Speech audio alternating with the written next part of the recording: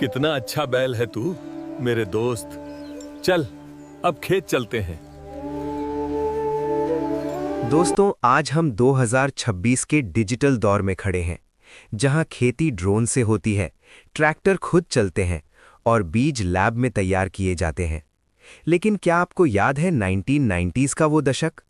एक ऐसा दौर जब सुबह की शुरुआत अलार्म से नहीं, मुर्गे की बांग और माँ द्वारा सुबह में चलाई गई चक्की की आवाज से होती थी। जब खेत बिल्डर के प्लॉट नहीं, बल्कि घर का हिस्सा हुआ करते थे। चलिए आज समय के पहिए को थोड़ा पीछे घुमाते हैं। चलिए चलते हैं अपने दादा परदादा के दौर में, उस मिट्टी की सौंधी खुशबू को फिर से महसूस करने जो आज कहीं खो गई है। खेत और सिंचाई करने के लिए ट्यूबवेल नहीं थे, इसका एक ही साधन था, भगवान की मर्जी। 90s के दशक में भारत की आत्मा गांवों में ही बसती थी और लगभग 70-80% लोग सीधे खेती से जुड़े थे। तब खेत आज की तरह छोटे टुकड़ों में नहीं बटे थे। सिंचाई के लिए आज की तरह हर खेत में सबमर्सिबल पंप नहीं थे कि बटन दबाया और पानी चालू। तब था रहत, यानी पर्शियन व्हील। बैलों की जोड़ी गोल गोल घूमती थी और टीन के डिब्बों से पानी निकलकर पतली पतली नालियों के जरिए खेतों तक पहुंचता था। जिन गांवों में नहरें थीं, वहां किसान पूरी रात जागकर पानी का इंतजार करते थे, और अगर बिजली आती भी थी तो बस कुछ घंटों के लिए, वो भी रात में। यानी पूरी खेती मॉनसून और भगवान भरोसे होती थी। 90s के दशक में ट्रैक्टर शान की सवारी माना जाता था। पूरे गांव में शायद ही किसी एक के पास ट्रैक्टर होता था। बाकी सबके लिए किसान का सबसे सच्चा साथी था एक जोड़ी बैल।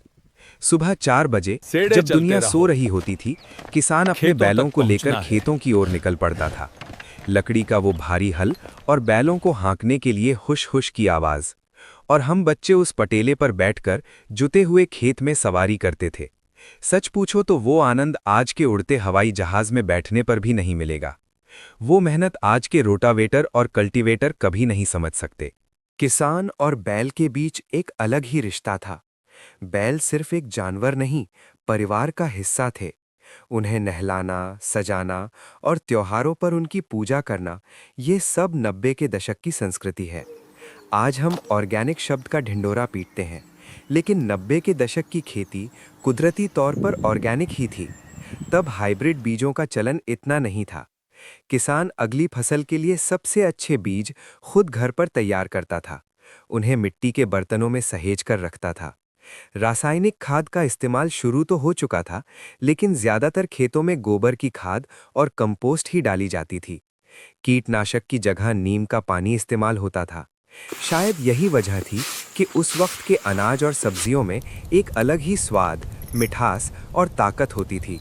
वो देसी मक्के की रोटी और सरसों का साग, उसका स्वाद आज के जेनेटिक मॉडिफाइड फूड में कहाँ। 90 के दशक की खेती सिर्फ पैसा कमाने का जरिया नहीं थी, ये एक उत्सव थी, एक जीवन शैली थी। हाँ भाई फसल साहब, कटाई के वक्त पूरा गांव एक दूसरे की मदद करता था। आज मेरे खेत की बारी, कल तुम्हारे खेत की। कोई मजदूरी नहीं मांगता था, बस प्यार और भाईचारा था। जब खेतों में कोई खाने वाली फसल जैसे खरबूज, तरबूज और ककड़ी वगैरह हुआ करती थी, तब पूरा परिवार एक साथ बीज लगाता था और उनकी निराई गुड़ाई करता था। सब लोग एक साथ हंसी मजाक का दौर चलता था। क्या स्वर्ग था। दोपहर की चिलचिलाती धूप में नीम के पेड़ की छांव में बैठकर मिट्टी के घड़े का ठंडा पानी पीना और घर से आई मोटी रोटी, चटनी और मक्खन का स्वाद लेना, वो सादगी, वो अपनापन आज के इस प्रोफेशनल दौर में कहीं खो गया है। ऐसा नहीं है कि 90 के दशक में सब कुछ आसान था। चुनौतियां बहुत थीं। मानसून की अनिश्चितता, बिजली की किल्लत, मंडियों तक फसल पहुंचाने के लिए बैलगाड़ी का लंबा सफर और बिचौलियों का डर। किसान को अपनी फसल का सही दाम पाने के लिए आज से कहीं ज्यादा संघर्ष करना पड़ता था। तब से लेकर आज तक तकनीक ने हमें बहुत कुछ दिया है। पैदावार बढ़ी है, मेहनत कम हुई है, किसान अब ज्यादा सुरक्षित हैं।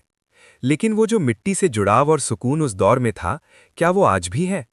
क्या आपको भी अपने दादा परदादा की वो 90 वाली खेती याद है?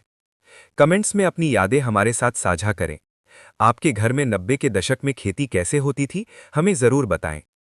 अगर आपको ये वीडियो पसंद आया और आप ऐसी ही पुरानी यादों से जुड़ना चाहते हैं, तो इस वीडियो को लाइक करें, शेयर करें और हमारे चैनल को सब्सक्राइब करना ना भूलें।